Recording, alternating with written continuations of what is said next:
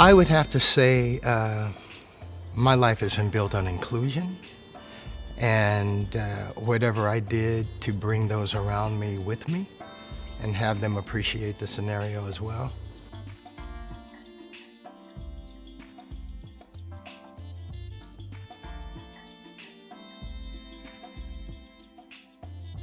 I remember when I was young, you grew up in Portland, Oregon, so you're not directly involved with the struggle, as it were. It was a different type of struggle here.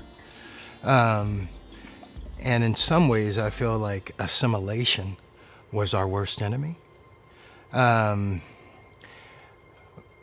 I appreciated, and I think that's why I love being a band member and love being in school. Because when everybody gets it, you feel a different sense of fulfillment than if it was just solitary or an individualistic thing. So I think my contribution has always been wanting everyone to be included. Education was always a big part of my upbringing. My grandmother and my mother were very, very instrumental in making sure that we could read really well. And somehow I think that one little thing is sort of lost on a few generations. Reading is so fundamental to who and what we are. It's like you can be the poorest person in the world, but with a book, it can take you to foreign lands. It can inspire you. So education was extremely important to me. And I remember my fourth grade teacher, Mrs. Morrison, at Humboldt Elementary. She says, "Calvin, just work hard and you can get wherever you go." So when I look back over my life, I think of some of the great teachers that I had, whether it was Coach Lopez at Benson or Calvin Freeman, who was a student teacher from Reed when I was at Jefferson, the great Ron Herndon, McKinley Burt, Dr. Fred Little, Daryl Milner.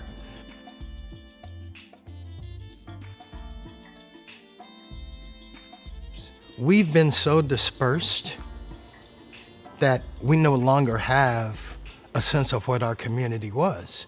That was one of the most beautiful things I had about Portland, Oregon, right? It's like we had black folks doing everything.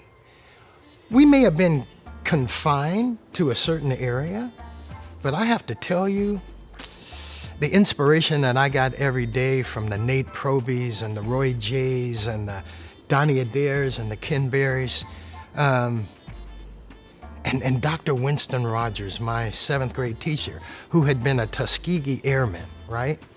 I remember him well because he had three blazers. One was red, one was white, and one was blue. So I think bringing us back and realizing and stopping the bickering and fighting, and not succumbing to the things that they tempt us with, right? And I think that those are the things that we can never, that's a worry for me. It's like young black children now, young African American children now, growing up in this area, a lot of them have been shuttled off to the east side, right? Where there are 10 or 12 merging cultures all fighting for a level of significance, if you will. So that's what worries me. And it can't necessarily just be the church, nor can it be just education, the things that were the foundations of our generation. I think it's going to have, we have those people who have knowledge of that need to get a little bit of themselves, right? So that this next generation knows from whence they came.